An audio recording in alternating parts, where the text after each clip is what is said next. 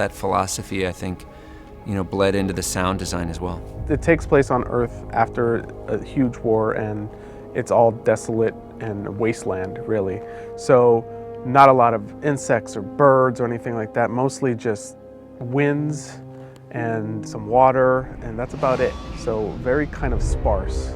My initial question was, how are you shooting this? Where are you shooting it? What are you doing? And they said, we're going to Iceland, we're going to Louisiana, we're going to June Lake, we're going to some great locations to really bring a unique look to the environment, some stark emptiness and some lush, beautiful environments. That's one of the great things about Oblivion, is that because it's located in such desolation and there's not a lot of life around, we were able to go quiet and just have ambiances and rains and winds. But when the action kicks up, we have a place to go. And that's what makes it really dynamic, is the fact that we are able to get so low and so quiet, but then again, getting really big. It's a good payoff. A background in music. I started playing piano at a young age. I thought I was going to be a jazz saxophonist.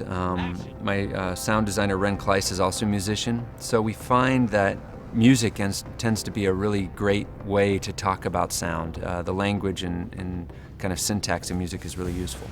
The biggest sound issues or sound ideas that Joe had were the drones and the bubble jet.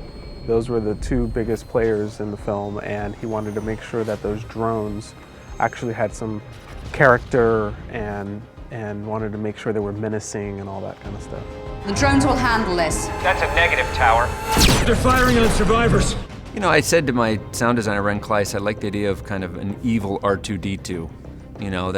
They kind of communicate in a language that's much more tonal and electronic, but has some force and menace behind it. So it was fun to kind of figure out what that language was. The drones are these robotic kind of flying orbs and very technical, very high-tech creatures, but yet we still needed to portray some type of level of communication that they have with Tom.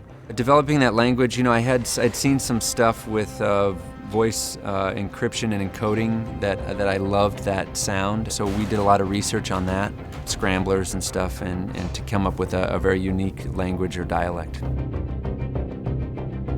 The whole philosophy for the movie was to try to shoot everything in camera, so we decided that it made sense to build a full-scale version of the bubble ship. Are you okay? No. Which basically was a twin turbine, two-person jet, and it had all these little technical beeps and stuff that needed to be created out of nowhere.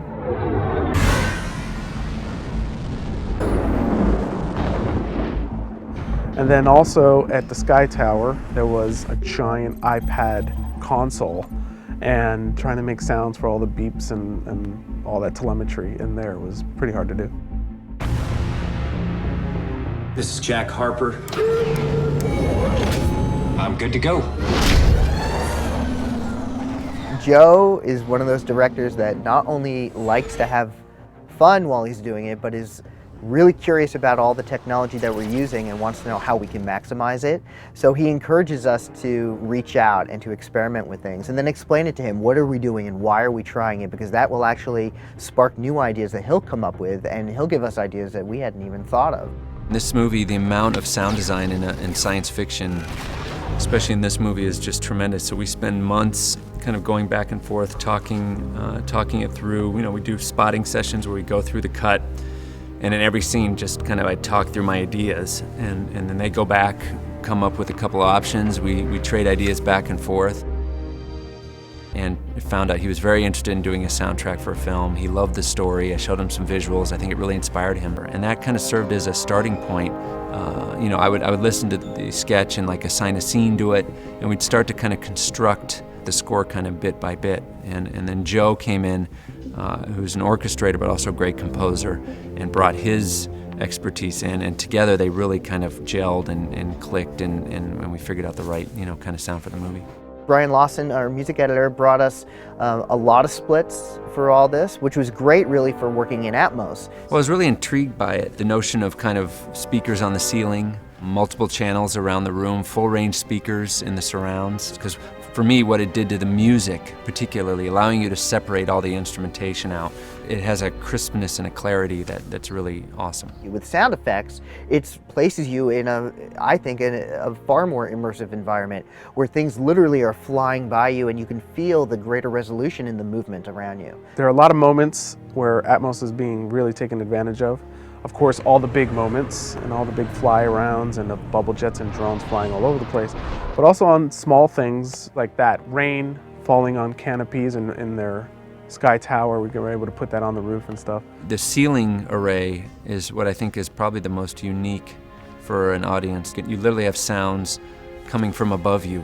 So whether it's the bubble ship flying around you, it can be done in such a smooth, continuous way, or sound effects if you're trying to create an environmental effect.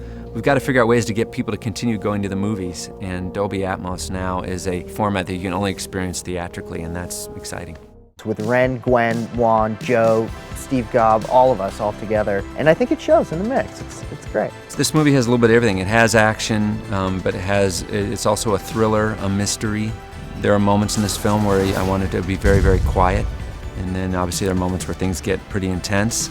It's a very dynamic mix. Tron was kind of driving all the way through. This movie has a lot more dynamic range, and that was kind of fun to play with.